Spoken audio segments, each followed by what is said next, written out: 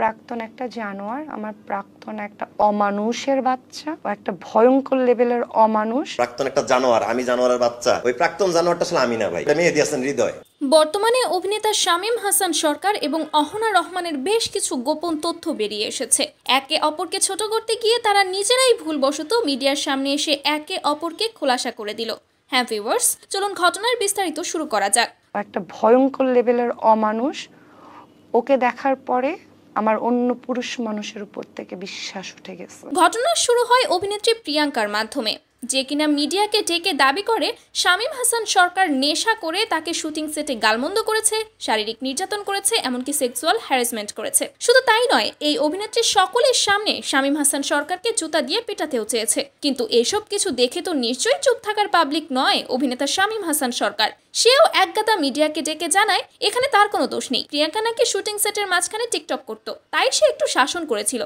কিন্তু কোনো একজনের উস্কানিতে সে তাকে নিয়ে আরো বানিয়ে বানিয়ে মিথ্যা কথা বলেছে। আচ্ছা যাই হোক, ঘটনা কিন্তু এখানেই শেষ হতে পারত, কিন্তু কথা বলতে বলতে এক পর্যায়ে মিডিয়ার সামনে শামীম হাসান সরকার অহনাকে নিয়ে অনেকগুলো কথা বলে ফেলে। মেহেদী হাসান হৃদয়, হ্যাঁ, বরবাদ সিনেমার ডিরেক্টর, ঠিক আছে। ওইটা তার সাথে তার 6 বছরের রিলেশন ছিল।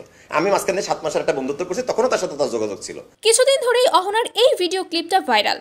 প্রাক্তন একটা জানোয়ার, আমার প্রাক্তন একটা অমানুষের বাচ্চা। অহনার এই ভিডিওটি দেখে সকলেই ভাবছিল অহনা বোধহয় তার প্রাক্তন শামীম হাসান সরকারের কথাই বলছে। কিন্তু এদিন শামীম হাসান সরকার জানায়, না, অহনা আসলে আমার কথা বলেনি, বরং মেহেদী হাসান হৃদয়ের কথা বলেছে। প্রাক্তন একটা জানোয়ার, আমি জানোয়ারের বাচ্চা। ওই প্রাক্তন জানোয়ারটা আসলে আমি না ভাই, এটা মেহেদী হাসান হৃদয়, যার সাথে অহনার দীর্ঘ 6 থেকে 7 বছরের একটা প্রেমের সম্পর্ক ছিল। কিন্তু খ্যাতি পাওয়ার পর মেহেদী অহনাকে ছেড়ে চলে যায়। অতঃপর অহনা আমার সাথে প্রেমের সম্পর্কে জড়ায়। কিন্তু তলে তলে অহনা হৃদয়ের সাথে তখনও কথা চালিয়ে যেত। এক কথায় সে ডাবল টাইমিং করেছে, যার কারণে আমি বিয়ে করিনি অহনাকে। মেহেদী হাসান হৃদয়, হ্যাঁ, বরবাদ সিনেমার ডিরেক্টর, ঠিক আছে। ওইটা তার সাথে তার 6 বছরের রিলেশন ছিল। আমি মাঝখানে 7 মাসের একটা বন্ধুত্ব করছি, তখনও তার সাথে তার যোগাযোগ ছিল। আমার এই কারণে ওর সাথে সম্পর্কটা টিকে নাই। আমি যখন টের পাইছি যে তার সাথে তার সম্পর্ক ছিল, আমি তাকে বিয়ে করতে পারি না। বিয়ে করা দূরে থাকে, আমি প্রেমটাই কন্টিনিউ করি নাই। প্রকাশ্যে গণমাধ্যমে অহনাকে নিয়ে এই সমস্ত কথাবার্তা অহনাও সহ্য করেনি, সেও দিয়েছে কড়া জবাব। গতকাল রাতে সে একটা স্ট্যাটাস দিয়েছে, সেখানে সে জানিয়েছে আসলে সে ডাবল টাইমিং করেনি, করেছে শামীম হাসান সরকার। আমার সাথে প্রেম চলাকালীন সময়ে সে তার বর্তমান ওয়াইফের সাথে রুম ডেটেছে, তো ধরা খেয়েছিল তাই ছেড়ে দিয়েছি। আর এখন আমাকে বলছে আমি নাকি ডাবল টাইমিং করেছি। মেহেদী যদি আমাকে ছেড়েই যায়, তাহলে কোন লজ্জায় আমি তার সাথে কথা বলবো?